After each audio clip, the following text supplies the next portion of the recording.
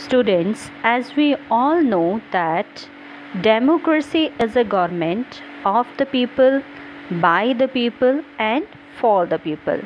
Today we are going to know about democracy representative institutions.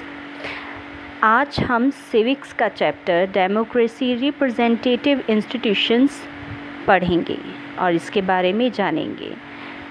तो democracy के बारे में तो हमने पहले भी पढ़ा हुआ है। ये भी हम जानते हैं कि आज बहुत सारी कंट्रीज़ में डेमोक्रेटिक सेटअप है। सरकार की जो टाइप है वो डेमोक्रेसी चलती है, पर डायरेक्ट डेमोक्रेसी कहीं नहीं है। स्विट्ज़रलैंड में डायरेक्ट डेमोक्रेसी अभी है, but in these days there is no direct democracy like in the ancient times. So आज के टाइम में लोगों द्वारा चुने गए प्रतिनिधि सरकार चलाते हैं।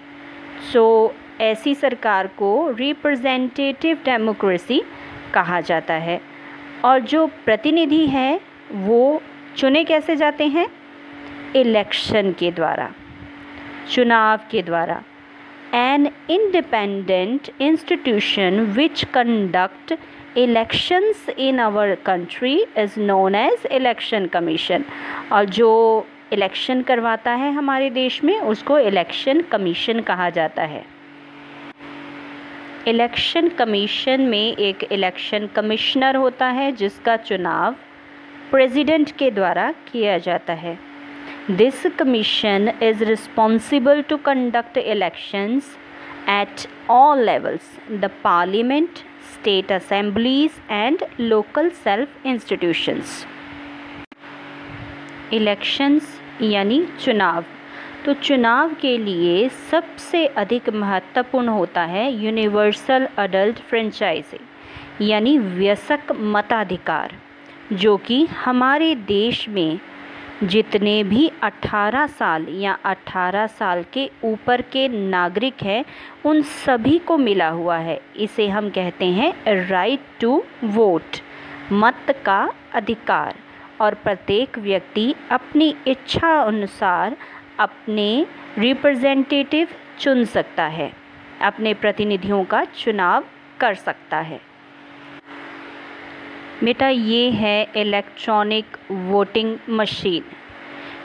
आज के समय में इसी मशीन का इस्तेमाल किया जाता है मताधिकार के लिए। मताधिकार का जो प्रयोग है वो करने के लिए, मत डालने के लिए।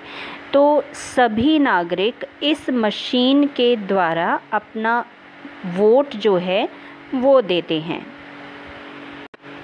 The main principle of universal adult franchisee, one man, one vote, is based on the principle of equality।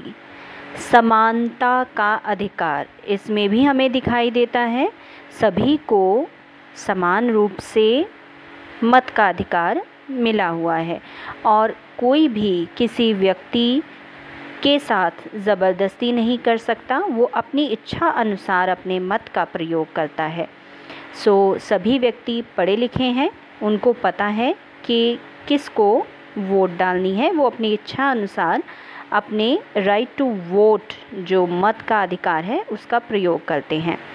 The right of universal adult franchise is based on the following. सबसे पहली बात, it is based on the political equality, राजनीतिक समानता के अधिकार पर यह आधारित है। It is very essential for real democracy, real democracy के लिए बहुत ज़्यादा ज़रूरी है। It makes the government accountable to all the citizens. So it is basically based on the principle of equality.